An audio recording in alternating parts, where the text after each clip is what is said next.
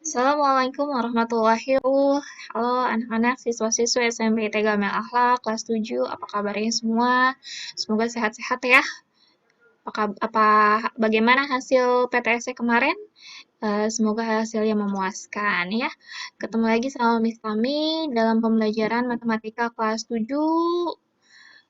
Nah, kali ini materi yang akan Miss Tami bahas adalah materi yang baru yang kalian baru temui di SMP. Jadi kalau ada hal-hal yang harus kalian butuh untuk catat, silahkan dicatat ya. Nah, kita lanjut materinya yaitu mengenai tentang himpunan. Kompetensi dasarnya dan tujuan pembelajarannya adalah eh, Ya, kompetensi dasarnya adalah menjelaskan himpunan, himpunan bagian, himpunan semesta, himpunan kosong, komplemen himpunan, dan melakukan operasi biner pada himpunan menggunakan masalah kontekstual. Tujuan pembelajarannya adalah siswa dapat memahami arti himpunan dengan jelas, siswa dapat membedakan himpunan dan bukan himpunan dengan benar, siswa dapat memahami cara menyajikan himpunan dengan benar, siswa dapat memahami jenis-jenis himpunan dengan tepat, dan siswa dapat memahami cara menyajikan himpunan dengan diagram Venn. Jadi, pengertian himpunan, notasi himpunan, ada cara menyatakan himpunan, macam-macam himpunan, dan diagram Venn. Satu surat di mana di dalamnya ada unsur himpunan, yaitu kepunyaannya lah semua yang ada di langit, semua yang ada di bumi, semua yang di antara keduanya, dan semua yang ada di bawah tanah. Quran Surat Toha ayat 6. Di sini ada unsur himpunan dengan kata-kata semua yang ada di langit, semua yang ada di bumi, semua yang di antara keduanya, dan semua yang ada di bawah tanah. Ini adalah aplikasi himpunan dalam kehidupan sehari-hari. Lalu, himpunan itu apa sih? Definisi himpunan adalah kumpulan objek. Jadi himpunan itu adalah kumpulan objek yang keanggotaannya terdefinisi dengan pasti atau dengan jelas. Jadi kumpulan-kumpulan objek yang jelas adalah disebut dengan nama. Kita lihat ya contohnya. Nah, ini ada gambar buku tulis, ada gambar penggaris. Nah, ini adalah kumpulan dari alat tulis. Jelas, semua kita tahu bahwa ini buku tulis dan penggaris. Maka ini adalah himpunan alat tulis. Kemudian ini adalah buah-buahan dan semua orang menyebut pasti ini buah-buahan. Tidak ada yang berbeda. Jadi jelas disebutnya objeknya, maka ini juga adalah himpunan.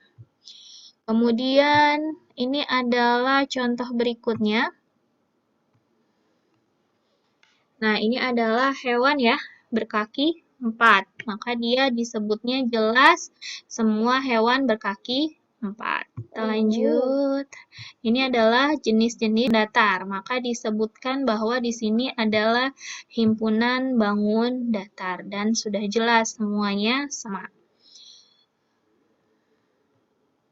Nah, ini adalah himpunan makanan-makanan yang lezat, tapi tidak semua orang mengatakan bahwa makanan ini lezat. Ada orang-orang tertentu yang tidak suka makanan, karena tidak jelas, tidak sama di antara satu dengan yang lainnya, maka kumpulan makanan ini bukan himpunan. Jadi dia disebut kumpulan makanan lezat, tapi bukan himpunan. Nah, ini adalah kumpulan cowok-cowok cool. Nah, apakah benar cowok-cowok cool? Tapi kita lihat tidak semua orang bilang di sini adalah cowok-cowok cool. Maka kita bisa katakan bahwa ini adalah bukan himpunan. Jadi disebutnya kumpulan cowok cool, tapi bukan himpunan karena tidak jelas definisi objeknya. Kita lanjut notasi himpunan. Notasi himpunan ini adalah lambang himpunan dilambangkan dengan kurung kurawal, nama himpunan dengan huruf kapital, huruf kecil menyatakan nama anggota, lambang keanggotaan adalah E, banyak anggota dinyatakan dengan N titik dalam kurung, kemudian contohnya, nah ini adalah A, 2, 4, 6, 8, dan 10. 2 ada di anggota A, 2 E, A. 9 tidak ada di A, berarti 9 bukan anggota A, jadi coret. NA artinya banyaknya anggota A sama dengan 5. Dari mana 5? 1, 2, 3, 4, 5. Itu adalah notasi himpunan. Cara menyatakan himpunan ada 3. Yang pertama, menyebut syarat keanggotaannya atau dengan menggunakan kata-kata. Contoh, himpunan A adalah nama-nama mantan Presiden RI. V adalah himpunan huruf vokal dalam abjad bahasa Indonesia. Q adalah himpunan bilangan cacah kurang dari 4. P adalah himpunan bilangan bulat yang lebih dari min 2 dan kurang dari 3. Nah, ini semua dengan menggunakan kata-kata atau menyebutkan syarat anggotaannya. Cara yang kedua adalah dengan cara tabulasi atau mendaftar seluruh anggotanya. Yang A, himpunan A adalah nama-nama mantan Presiden RI. A. Soekarno, Soeharto, kita tuliskan anggotanya. Kemudian selanjutnya Q adalah himpunan bilangan cacah. Bilangan cacah itu dimulai dari angka 0 yang kurang dari 4. Maka kita tuliskan Q adalah 0, 1, 2, dan 3. P adalah himpunan bilangan bulat yang lebih dari min 2, lebih dari min 2, dan kurang dari 3. Lebih dari min 2 berarti angka berapa?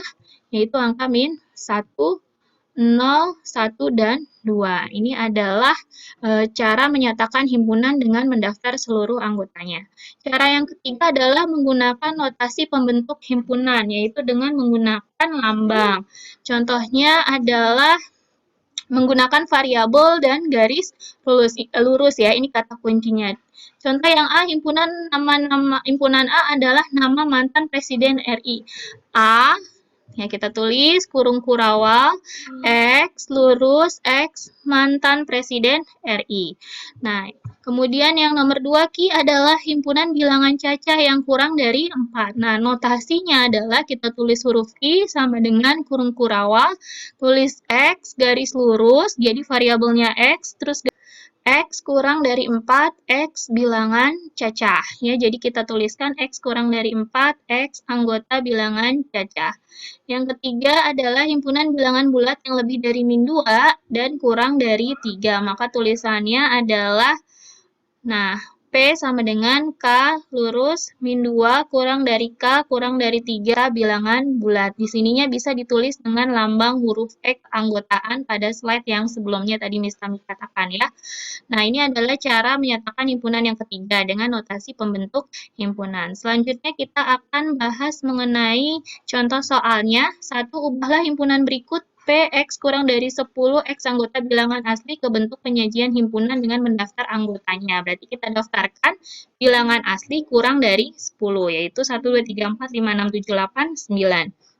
Nomor 2, himpunannya diubah dari Q ke notasi pembentuk himpunan. Q ini kan 3, 5, 7, 11, 13. Maka ini adalah disebut bilangan prima. Maka X, anggota X lebih dari 2, X, anggota bilangan prima. Yang ketiga, ubahlah himpunan berikut T, gajah, kerbau, kuda, sapi ke bentuk penyajian himpunan dengan kata-kata. T sama dengan gajah, kerbau, kuda, sapi. Kita simpulkan baru T adalah himpunan hewan berkaki 4. Macam-macam himpunan selanjutnya yang pertama adalah himpunan kosong tidak punya anggota. Himpunan kosong artinya tidak mempunyai anggota, lambangnya seperti lambang huruf 0 dicoret atau kurung kurawal yang tidak ada isinya. Contoh 1, himpunan bilangan asli yang kurang dari 1, tidak ada ya. Himpunan manusia yang pernah tinggal di matahari ini juga tidak ada anggotanya. 3 adalah ini A, X kurang dari 2. Apakah ada bilangan prima yang kurang dari 2? Nggak ada ya. Terus ada juga P, himpunan P, di mana P-nya adalah 2 kurang dari Y kurang dari 6, di mana Y-nya ditambahkan 1, hasilnya lebih dari 10. Jadi ini, anggota ini kita tambahkan 1, hasilnya lebih dari 10. Nggak ada ya. Ambil 5, 5 tambah 1, 6. Pasti nggak lebih dari 10, maka disebut himpunan kosong. Himpunan semesta adalah pemuat seluruh unsur pembicaraan. Di dalamnya ada himpunan lain dilambangkan dengan huruf S. Contoh himpunan semesta adalah diketahui himpunan A 1, 2, 3, 4, 5 dan B 2, 4, 6, 8. Himpunan semesta dari himpunan A dan B adalah A himpunan bilangan ganjil, B himpunan bilangan genap, C himpunan bilangan asli, D himpunan bilangan prima. Jawabannya adalah C himpunan bilangan asli. Kenapa C? Kalau kita ambil himpunan semestanya bilangan ganjil, tapi di sini ada angka 2, ada angka 4, 6, 8. Terus kita pilih yang B, himpunan bilangan genap. Tapi di sini ada bilangan ganjil, ada angka 3, ada 5, ada 1. Kalau kita jawab D, bilangan prima, di sini ada angka 4, ada angka 6, dan angka 8. Jadi tidak memuat seluruh unsur pembicaraan. Maka yang jawabannya benar adalah bilangan asli. Jadi jawabannya C. Kita lanjut, himpunan hingga banyak anggotanya bisa dihitung. Contohnya, ini ada contoh bilangan prima yang kurang dari 1000 dan seterusnya ya. Jadi ada angka-angka yang kita bisa hitung. Jadi disebut himpunan hingga atau terbatas. Himpunan tak hingga, himpunan tak terbatas, banyak anggotanya tidak bisa kita hitung. Contohnya himpunan bilangan genap, kan banyak ya himpunan bilangan genap. Jadi dia tidak bisa kita hitung satu persatu. Himpunan sama adalah unsurnya sama walaupun urutannya tidak sama. Contoh P1235 Q3152, maka P sama dengan I. Kemudian ada R. R adalah A, B, D, dan E. Nah, P tidak sama dengan R karena unsur anggotanya berbeda. Himpunan ekuivalen, unsurnya tidak sama tetapi banyak anggotanya sama. Contoh, P1235 Q31526 dan R adalah A, B, D, E. Mana nih yang himpunannya ekuivalen? Yaitu P dan R. P dan R adalah ekuivalen karena unsurnya tidak sama, tapi banyak anggotanya sama. Di sini ada 1, 2, 3, 4. R pun ada 4 anggotanya. Jadi, P ekuivalen dengan R. Himpunan bagian, ini himpunan yang di dalamnya ada himpunan lain, nama lainnya subset, lambangnya seperti huruf C. Contohnya P1235, A31, B1, C12, D. Nah, ini contoh-contohnya ya. A himpunan bagian dari P, karena angka 3, angka 1 ada di P, maka A himpunan bagian dari P. B himpunan bagian dari A, karena angka 1 ada di A. Kemudian F himpunan bagian dari A. Kenapa? Karena himpunan kosong adalah bagian dari seluruh himpunan. Gitu ya. Banyak anggota himpunan bagian. Banyak anggota himpunan bagian dilambangkan dengan huruf 2 pangkat N. Contohnya himpunan kosong. Lambangnya berarti banyak himpunan bagiannya adalah 2 pangkat 0 sama dengan 1.